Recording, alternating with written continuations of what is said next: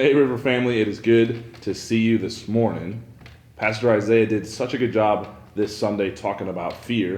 And so we want to talk a little bit about fear and trust and where fear comes from and how we can be intentional about seeing the source. One of the biggest things with fear is like there's often some event, sometime, something that happened that caused us, right, to first be afraid. Yeah. Which is a reaction, right? Like it's not necessarily something you have control over in the moment, and it's something that should happen naturally. Like there should be fear reactions to things that happen. What isn't supposed to happen, what we're usually talking about when we're talking about fear, though, is this ongoing partnership with fear and essentially trusting fear to protect you from whatever the bad thing is happening again. So if I stay afraid, if I listen to fear, if I interact with the whole world through the lens of fear, then it will keep me away from that thing happening again. And that is what we're talking about getting rid of and why trusting God is so important. That's so good. I think sometimes we treat fear as if it's normal. And the truth is, like, there are aspects of fear that are normal. You know, everybody knows that if you're around something hot or fire or whatever, you don't touch it. And having that level of awareness of the potential danger is a healthy thing. But when you begin to live your life or make decisions as a response to fear or concern or worry or stress, there's something going on that isn't just normal everyday protection.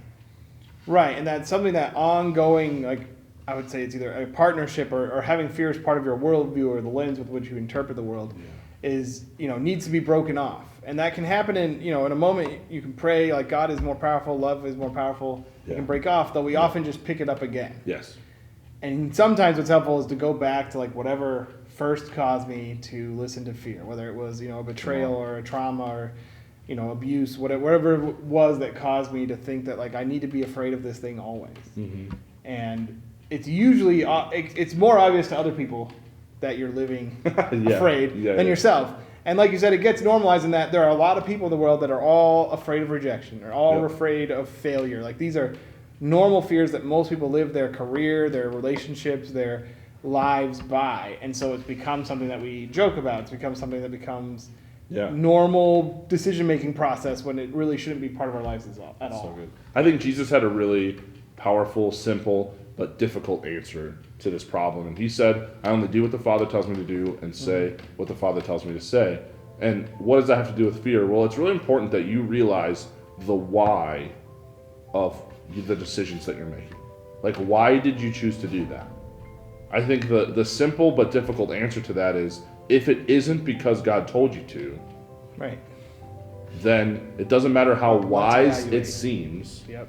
It doesn't matter how intentional or intelligent it feels like that decision is. If it's not because God told me to, then you need to really evaluate whether or not this decision that you're making is in response to what you believe could happen. Right. The reality is, fear triggers that fight or flight. If you find yourself, your inner dialogue is, I have to get out of this situation. I have to fix this problem. I have to avoid this. I have to go this way, whatever. Like, I have to get a better job because I have to have money, because I have to, right? Like, that sort of like need-based thing, like, that's coming from that fight or flight in you that's like, so afraid of not being able to provide, or so afraid of running out of resources, or so afraid of being alone, whatever the thing is. And it obviously is very opposed to, like, the reality of living by God's way. Yeah. Because when you're doing what he's telling you to do, saying what he's telling you to say, like, you're walking in love and confidence of who you are, trusting him to provide, trusting him to be your source of all things, which means that you don't have this, like, need to protect yourself, your stuff, your relationships, the people that you care about. Like, all that is not bad things, but if that becomes what drives your decisions, your emotional life, your spiritual life is all controlled by that, then you're not listening to the right source, and you end up in places you don't want to be. So good. So our encouragement is to instead listen to God. That's so good. The steps of a righteous man are ordered by the Lord. And whether or not you're righteous is only determined by whether or not you know who you are. Because he said you're righteous. He picked you already. You are good enough already because of Jesus. So this week we want to encourage you to remember that you are righteous. You have been made right with God because of Jesus.